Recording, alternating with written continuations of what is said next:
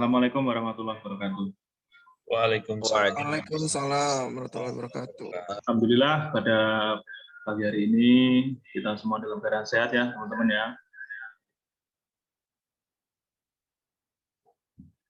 Saya yang kurang sehat, Bang. Kenapa tuh? Oh, jangan gitu Bang.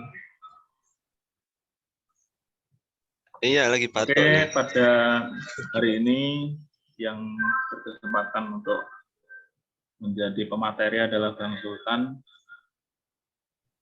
Langsung sajalah saya persilakan untuk Bang Sultan menyampaikan materinya untuk nanti ditanggapi teman-teman semuanya. Oke Bang, monggo silakan Bang Sultan. Ya, makasih Mas Randy udah diberi kesempatan waktu dan tempatnya. Assalamualaikum warahmatullahi wabarakatuh. Waalaikumsalam. Selamat pagi teman-teman semuanya. Ini baru 8 peserta, tapi nggak apa, kita lanjut dulu aja. Semoga nanti ada yang menyusul. Hari ini saya mau membawakan materi tentang jauh-jauh dari bidang proteksi ya. Saya coba share screen dulu. Bentar.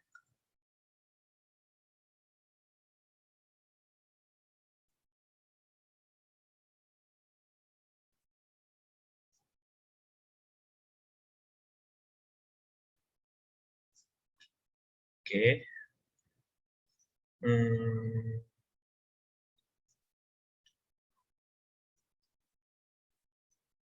Oke, hari ini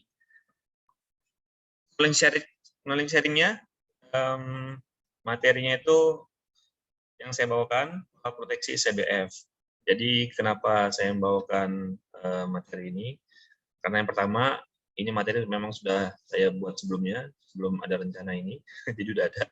Yang kedua, memang saya rasa memang perlu diperkenalkan ke teman-teman semua yang ada di PLN maupun di ini ya, di teman-teman 10 atau 20, ataupun mungkin ada ntar yang teman-teman dari luar juga ikut, mungkin jadi tambahan ilmu aja. Jadi pembahasan hari ini dibagi jadi 4 seksi. Yang pertama itu kita harus mengenal persyaratan sistem proteksi dulu. Yang kedua, prinsip kerjanya, gimana sih prinsip kerja sistem proteksi CBF. Yang ketiga, kita harus mengenal gimana rekomendasi ACT untuk CBF. Yang keempat ini, settingnya itu untuk CBF itu seperti apa sih tipikalnya yang ada di GI kita. Sebelumnya udah pernah ini ya, pasti udah pernah melihat, sudah pernah mungkin udah pernah nguji ya beberapa dari teman-teman ya di CBF ini ya. Jadi coba saya sampaikan aja. Jadi persyaratan sistem proteksi itu ada 4. Yang pertama sensitif, yang kedua selektif, yang ketiga andal, yang keempat cepat. Jadi apa yang dimaksud dengan sensitif? Sensitif itu mampu mendeteksi sekecil apapun gangguan. Jadi relay ini mesti dapat mampu mendeteksi sekecil apapun gangguan. Yang kedua, dia selektif, mampu menentukan daerah kerjanya. Jadi si proteksi ini sebenarnya itu daerah proteksinya itu dibagi-bagi. Misalkan dia area kerja selebar tangan saya. Nah, proteksi A untuk area kerja sebelah sini, proteksi B untuk area kerja yang sebelah sini, proteksi C untuk sebelah sini. Jadi dia nggak boleh melewati dari daerah kerjanya. Jadi dia harus selektif, harus bekerja di daerah yang sudah didesain oleh engineer ya untuk proteksi tersebut. Jadi harus selektif juga. Yang ketiga itu harus andal. Jadi kalau teman-teman pernah dengar di kerja kita itu ada namanya security index, dependability index, terus MI, terus ARI, auto reverse index. Terus di andal ini itu ada 2, dependability sama security. Dependability itu kepercayaan sistem proteksi dapat bekerja saat terjadi gangguan. Jadi sistem proteksi ini harus teruji nih, harus teruji kalau relay ini dapat bekerja saat terjadi gangguan. Yang kedua itu security. jaminan tidak ada salah kerja. Nah, atau yang disebut dengan non-system fault. Teman-teman tahu nggak kalau deh contoh non-system fault itu seperti apa? Coba deh salah satu dari teman-teman, gangguan seperti apa contohnya gitu, non-system fault. Biasanya itu ada gangguan petir, gangguan apa? Mungkin ada gangguan layang, mungkin gangguan apa namanya, GSW putus, terus gangguan adanya breakdown di MTU. Nah, coba deh contoh salah satu gangguan yang non-system fault. Ada nggak salah satu dari teman-teman nih yang bisa ini kasih contoh?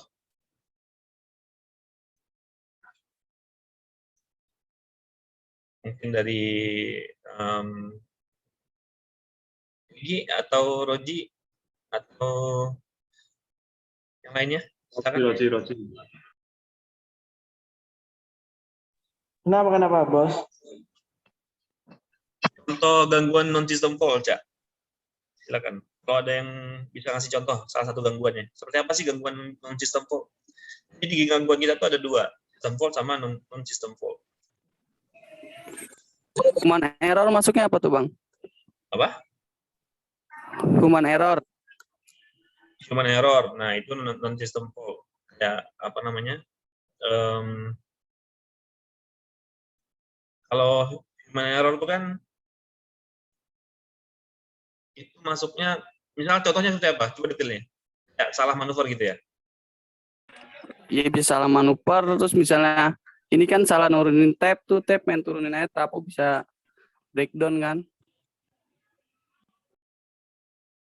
Jadi kalau non-system fault itu gangguan yang memang apa namanya, enggak, di situ enggak ada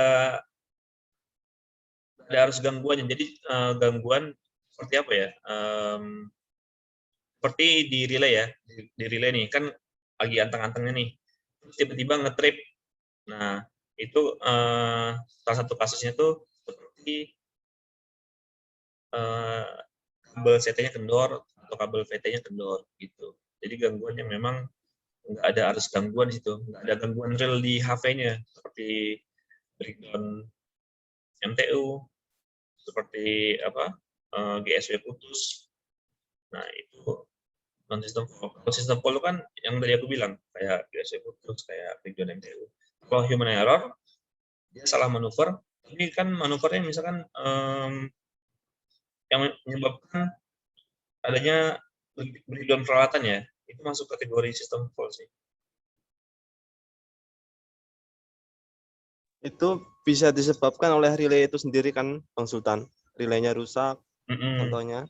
Kayak gitu Mas, jadi relay itu error lah. Kita anteng-anteng aja di luar, nggak ada gangguan apa-apa, tapi dia nge-trip sendiri. Nah, itu masuk kategori non-system fault. Jadi si relay ini juga harus andal. Dijamin nggak ada salah kerja dari rangkaian dari ini ya, sponsor CT sampai pin coil wiring itu nggak ada yang kendor, nggak ada yang salah, pastiin di situ. Jadi itu syarat sistem proteksi, sensitif, selektif, andal, gitu kurang lebih. Kalau yang keempat itu cepat, mampu bekerja dengan responsif untuk meminimalisasi jadinya gangguan meluas. Jadi dia harus cepat juga ya. Jadi di relay itu ada apa? Waktu kerjanya, waktu kerja kontak itu diuji dulu di pabrikan relay itu bisa bekerja seberapa cepat, harus fast respon ya. Jadi karena sekian milisecond itu dengan gangguan arus yang besar itu bakal meluas banget gangguannya rasanya, sampai bisa-bisa sampai pembangkit trip ya, seperti kejadian yang sebelum-sebelumnya ini. Itu bisa jadi salah satunya karena relaynya kurang responsif atau kurang cepat kerjanya. Jadi itu syarat sistem proteksi ada 4 ya, sensitif, selektif, andal, cepat. Lanjut yang kedua, prinsip kerja sistem proteksi CBF. Jadi CBF ini tahu nggak artinya apa, teman-teman? Apa, Ji? Atau ini? Siapa lagi nih? Cahyo, apa yuk?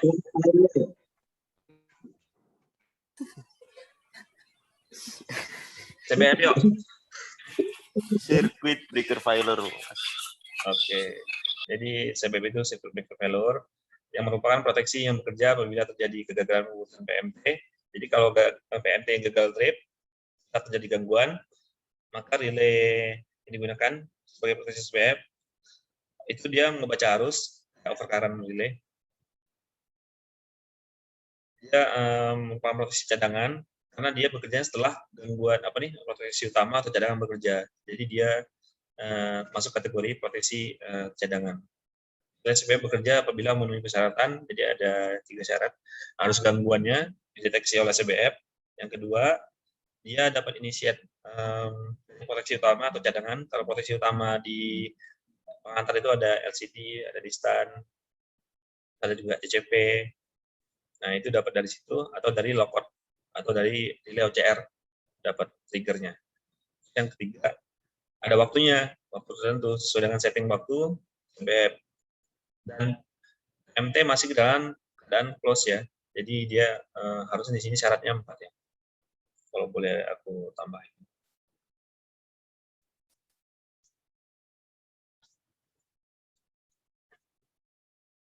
Ini juga masuk kategori syarat. PMT masih dalam kondisi close. Jadi ketika gangguan,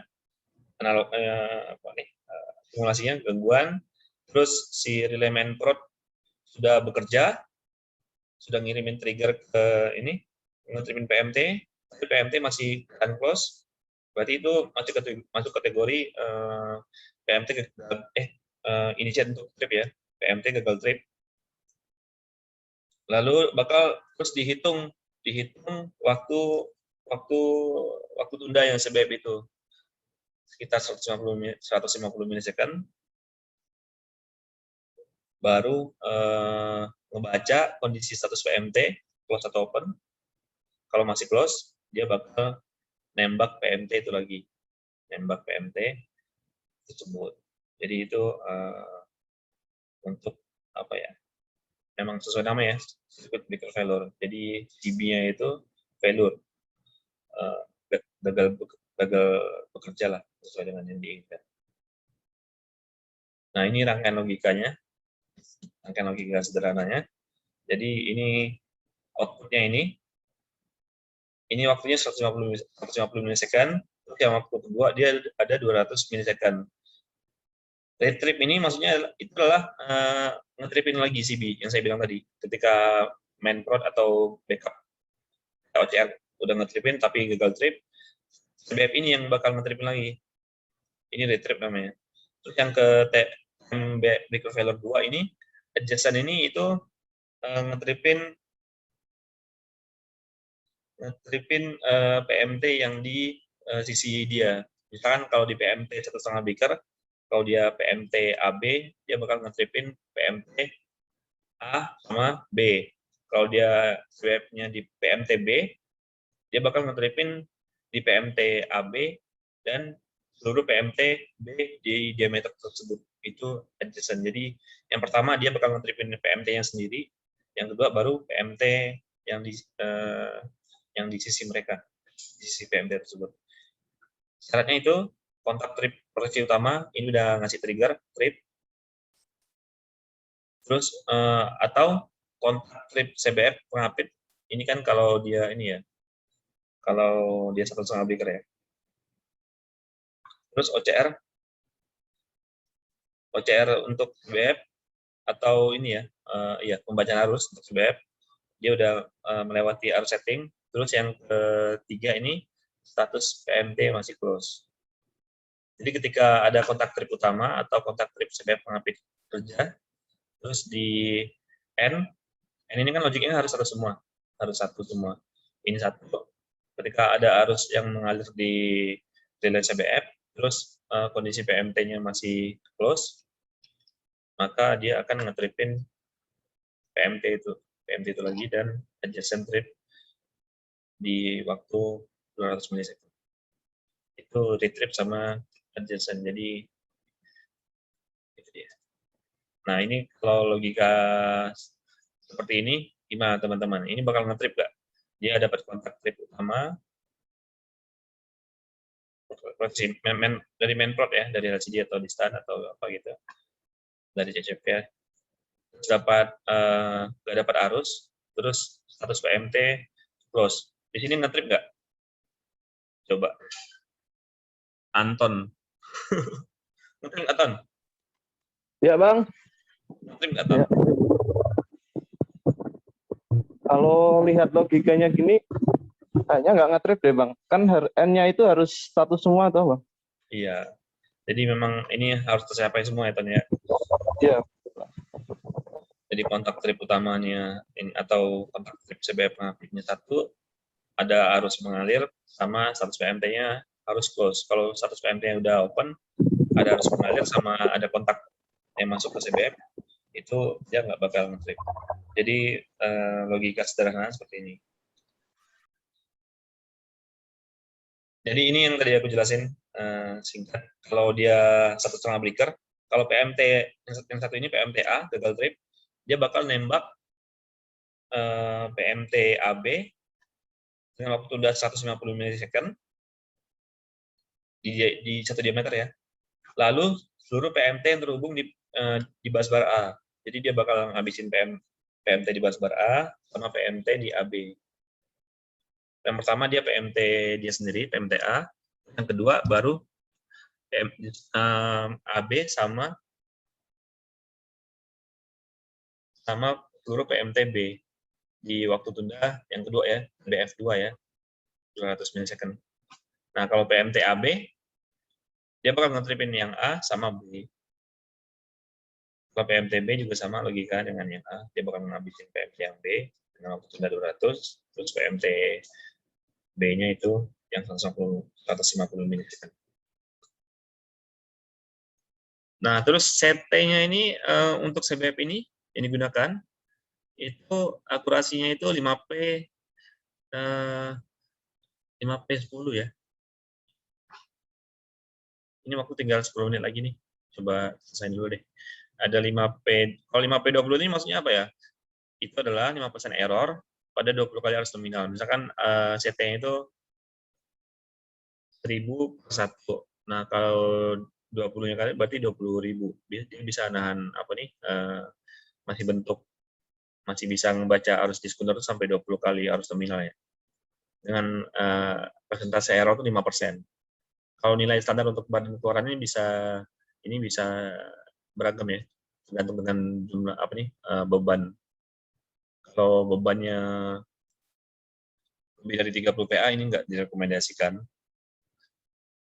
Biasanya seperti biasa anak-anak proteksi kalau ada wiring baru itu diukur dulu badannya dari ujung CT sampai ujung relay. Kalau memang masih sesuai template, si CT masih mampu PA-nya, berarti oke. Kalau dia udah lewat, berarti ini CT mesti ganti atau ganti kabelnya dengan penampang yang lebih besar.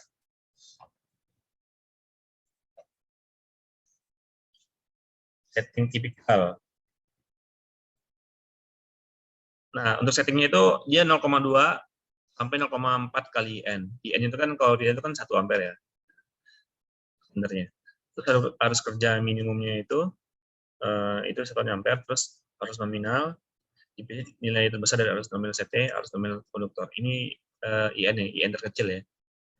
CC. Current carrying capacity. Terus TBF, nah ini waktu CBF ngetripin PMT dia, ini yang TBF2 dia ngetripin PMT di sisi-sisinya di satu diameter yang sama di busbar yang sama. Waktu antara 1 sama 2 itu sekitar 50 sampai 100 milisecond ya settingannya. Beragam. Waktu tunda stage 1 itu lokal, waktu stage 2 itu PMT terdekat, adjacent namanya. Terus waktu TBF1 itu CB opening, ditambah CB status check, tambah safety factor. Jadi ini alasannya teman-teman, kenapa dia dikasih waktu tunda 150 second sampai 200 milisecond ya. Itu karena untuk mempertimbangkan faktor dia waktu CB, waktu opening CB, waktu CB status check, sama safety factor. Jadi waktu pembukaan PMT, waktu pengecekan PMT 100, 140, 150. Ini waktunya 150 milisecond ya, jadinya ketiga ini ya. Jadi memang di setting waktu ini untuk udah diperkirakan kalau PMT ini butuh waktu 35 milisecond untuk open. Terus kalau CB check-nya sampai 15 milisecond. Safety factor ini dalamnya ada waktu kerja relay dan sebagainya ya. Jadi safety waktunya tuh dari 150 sampai 200 milisecond. Jangan di bawah ini setting waktunya. Jadi itu saja CBF. Teman, lanjut dengan kuis ya. Karena saya udah nyiapin kuis 5 soal aja. Hadiahnya ada. Hadiahnya pulpen cantik dari pembagian ini. Pembagian rutin. Pulpen cantik dari pembagian gratis dong ya. Di sini saya harap teman-teman ini udah sedikit mengenal tentang proteksi CBF itu karena ada di setiap GI kita. Biar kita tahu juga pola kerja seperti apa, terus ngetripin PMT mana aja, terus waktu seperti apa, CT-nya yang dipakai seperti apa. Biar lebih paham, kita coba lanjut ke quiz ya. Ini waktunya tinggal 5 menit. Saya rasa cukup buat quiz. Silakan, bentar ya, aku siapin dulu quiznya.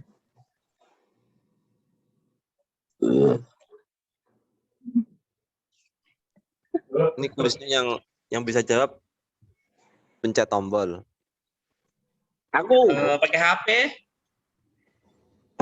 Ada hadiahnya nggak nih? ono Cantik. Ribon. Hadiahnya liburan ke Pulau Seribu.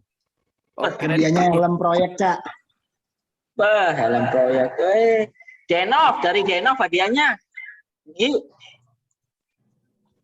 Pak Haji P yang nyiapin ntar. Iya, biasa.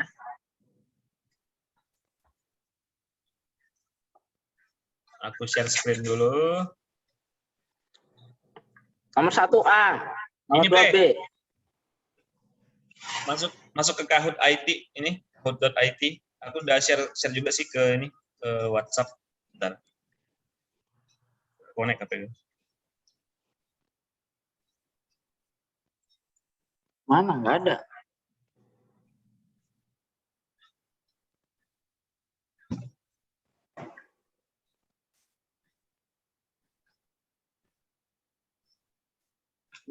Loh. Kahoot.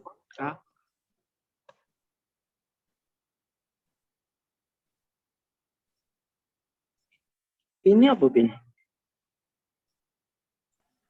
463.000. Oh iya. Bahe udah masuk. Ayo ikut yang lain.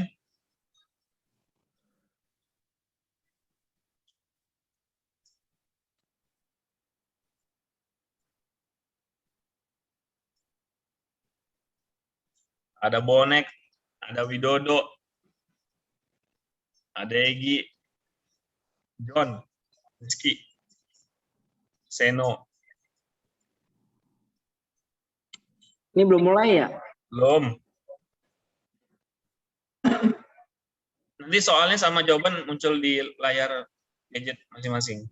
Atau bisa lihat di Pilihan sini. berarti yo. ABCD kan berarti yo. Apa? Pilihan berarti ABCD Pilihan, gitu. ABCD atau benar atau salah. Jangan Benar, nyontek, Ji. Hah? Jangan nyontek. Ya. Siap ya? Soalnya kemarin buat sama gua. Buset, Pak Mariono ikut. Salam, Pak Mariono. Apa kabar? Wah. Bonek senior. Wani berarti. Oke ya, mulai ya. Ya.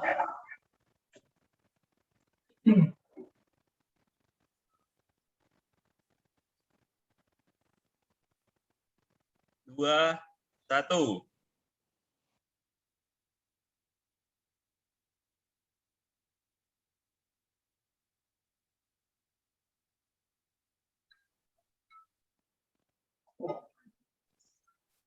Saya bos. Udah semua? Ya, ketinggalan, woi. Ada satu yang salah. Oh, nggak ngisi ya? Oke, lanjut ya. 1, Ayo. 2, 3. Oh, ini skor dulu nih. Baik, paling cepat. Muter-muter nih. Nah, yuk.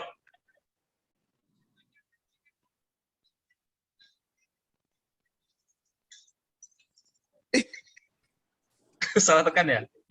Iya, salah tekan kayak bener. Ada 2 yang salah nih. Lanjut ya. Bos, terus wani. Gas terus. Wih, bahe. Lanjut. Bener gak tuh? Sebab trip. Saking angkanya itu. Ayo. Ketinggalan. tidak itu palsu. Salah. Jangan dikasih tahu. Aduh. Buset. IP jawab salah, jawab bener si IP itu. Siapa Salah yang tuh kan merah kan? Aduh, salah mencet anjir. Jujur Intinya aja harus salah. satu Wih, tadi. bahe on fire. Yang dijawab Anton. Iya, seharusnya salah ya. Salah. Iya, yang jawab Anton. Gak trap seharusnya, mah. Lanjut ya. Yo, Cahyo mulai menyusul Mbah. Tersusul. Nah, kalau habis satu trip, dia adjacent mana aja? itu di AB dan basbarnya yang mana ya? Saya tahu jawabannya. A1 Kalau dan AB. B bisa saja. A dan B ya. Ini udah kurang 1 menit nih, Zoom kita nih udah mau habis. Udah ya? Ya udah, ini aja. Duh, kok salah, Jan?